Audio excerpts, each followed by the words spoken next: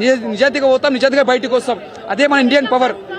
Cinema అయితే భయ్యా నిజంగా చాలా అంటే చాలా బాగుంది. నిజంగా ఇందులో లవ్ ఉంది, ఎమోషన్ ఉంది, మన దేశ గౌరవం నిలబెట్టే సీన్స్ అయితే ఉన్నాయి. నిజంగా ఎక్కడో మారుమూల ఉత్తరప్రదేశ్ శ్రీకాకుళంలో ఉన్న వాళ్ళని తీసుకొచ్చి తెర మీద పెట్టి జనాలకు చూపించడం అంటే మామూలు విషయం కాదు.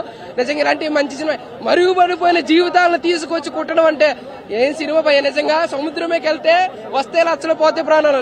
రియల్ హీరోస్ అంటే వాళ్ళే.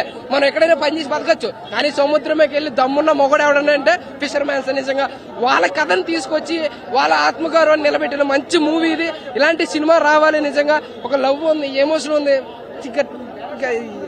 నేనైతే ఐఫే నిజంగా దేశభక్తి సీన్స్ అయితే ఉంటాయి. పాకిస్తాన్ తో జరిగిన సిచ్యువేషన్స్ ఉంటాయి. ఆ పాకిస్తాన్ వాళ్ళు చేసిన ఎగస్ట్రాలకి గెనలిస్ట్ అప్పని కాల్చాలని ఉంది, కానీ గెనలేదు. అందుకే కూర్చొని చూశాను, మనసులో తిట్టుకున్నాను. ఈ నా కొడుకులు ఎలాగ ఉంటారు.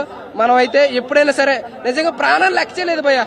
సినిమా అని కాదు కానీ, పొందుపరిచారని కాదు కానీ, మన భారతీయుడు ఎక్కడున్నా సరే, పాకిస్తానే కాదు, పోతే ప్రాణాలు పోతే మన దేశ గౌరవం నిలబెట్టాలని చెప్పేసి మంచి మెసేజ్ తో, ఒకటి కాదు, రెండు కాదు, మూడు కాదు, ఎన్నో మెసేజ్లు.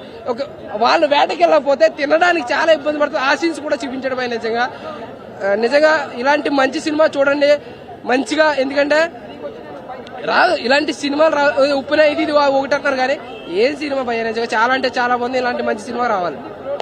అయితే ఇప్పుడే తాండేలు చూసి వస్తున్నా. తాండేలు దొల్లగొట్టే